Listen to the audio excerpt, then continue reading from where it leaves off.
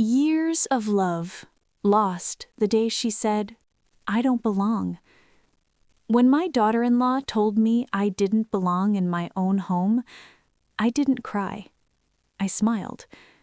Not because it didn't hurt, but because the pain had already been living inside me for a long time. That day, her words were not new, they were just louder. I remember standing near the kitchen door, holding a cup of tea that had already gone cold. The house was quiet, but not peaceful. It was the kind of silence that makes your heart feel heavy. She didn't even look at me when she said it. "I think it's better if you stay somewhere else for a while." Somewhere else. I had lived in that house for years. I had raised my son there. I had filled those walls with laughter, prayers, and small everyday moments that only a mother remembers. And now, I was being asked to leave it all behind. I looked at my son. He didn't speak. That silence broke something inside me more than her words ever could. I wanted to say something. I wanted to remind him of the nights I stayed awake when he was sick, the days I worked so he could study, the dreams I gave up so he could have his own. But the words stayed inside. Instead, I just nodded and smiled. Because sometimes, when love is no longer seen, silence feels easier than asking to be understood. That was the day I realized you can lose a home without ever leaving it. My name is Safiya. I am a mother of one son, Ayan. He is my whole world, or at least he used to be. I raised Ayan alone after my husband passed away. He was only 6 years old. I still remember how small his hand felt in mine. He used to hold on tightly, like he was afraid I might disappear too. But I never did. I stayed. I worked long hours at a small tailoring shop. Some days were harder than others. There were times when I barely had enough money, but I made sure Ayan never felt it. He had clean clothes, he had books, and most importantly, he had love. Every night, we would sit together on the floor and eat dinner. Simple meals. Rice, lentils, sometimes a little chicken if I could afford it. He would tell me about school, and I would listen like it was the most important story in the world, because to me, it was. Years passed quietly like that. Ayan grew up to be kind, respectful, soft-spoken. He never raised his voice at me, not once, and I was proud of that. Very proud. When he got his first job, I cried. Not because I was sad, but because I felt like all those years of struggle had finally brought us somewhere good. He hugged me and said, "Ummi, now you will rest." I believed him. I really did. Then, one day, he told me about a girl. Her name was Zara. "She's kind, Ummi," he said. "You'll like her." And I wanted to.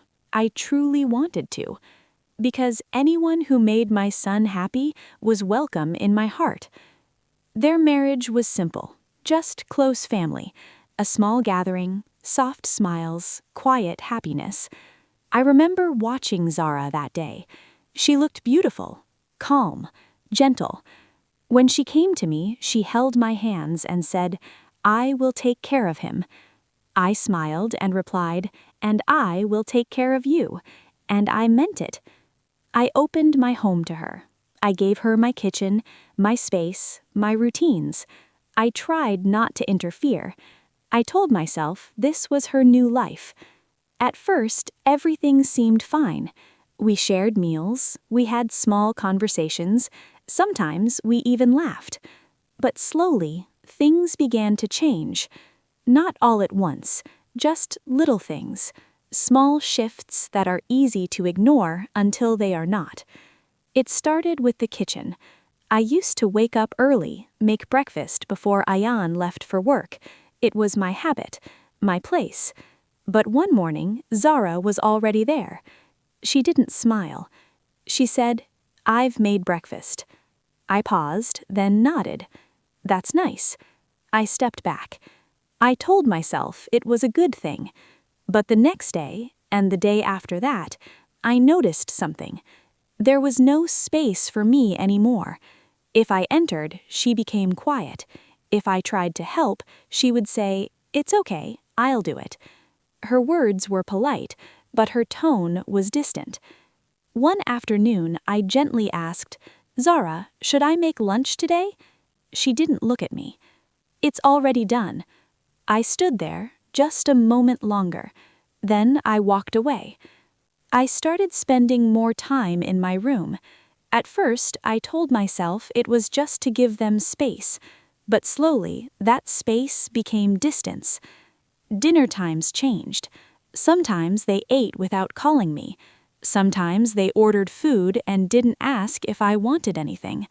One evening, I sat at the table, waiting. I could hear them laughing in the other room. I didn't want to interrupt, so I just waited. And after a while, I got up and quietly went back to my room. I ate later, alone. That was the first time I felt like a guest in my own home. But I still said nothing, because love teaches you patience. Or maybe it teaches you how to stay silent. Days turned into weeks. Zara began making decisions without asking me. Furniture moved, shelves rearranged. Even my old utensils were pushed aside. "They're too old," she once said. That night, I touched one of those pots. It wasn't just a pot, it was a memory. But I said nothing, because I didn't want to be difficult. I didn't want my son to feel stuck between us. So again, I chose silence. But silence has a cost, and slowly, I was paying it with pieces of myself. The day everything broke was an ordinary day. No argument, no warning, just a quiet morning that slowly turned heavy. I was sitting with my tea when I heard Zara's voice. "I don't think this arrangement is working." I didn't move. I just listened. "We need our own space. This isn't healthy." My hands tightened around the cup. I knew they were talking about me. A few minutes later, they both walked in. Zara stood straight. Ayan avoided my eyes. And then she said it.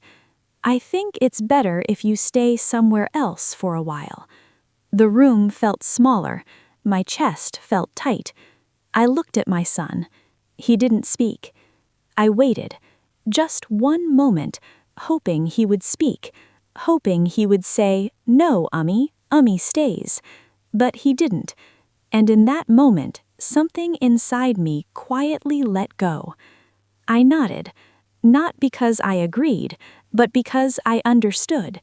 I was no longer needed. I packed my things slowly. Clothes, photos, memories. I stood at the doorway one last time, and then I walked out. No one stopped me. I moved into a small place. It was quiet, too quiet. The first nights were the hardest. I would wake up thinking I was still home. Then reality would return, slowly, painfully. Days turned into weeks, then months.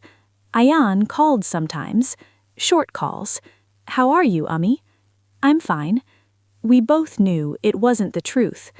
Zara never called. At first it hurt. Then I accepted it.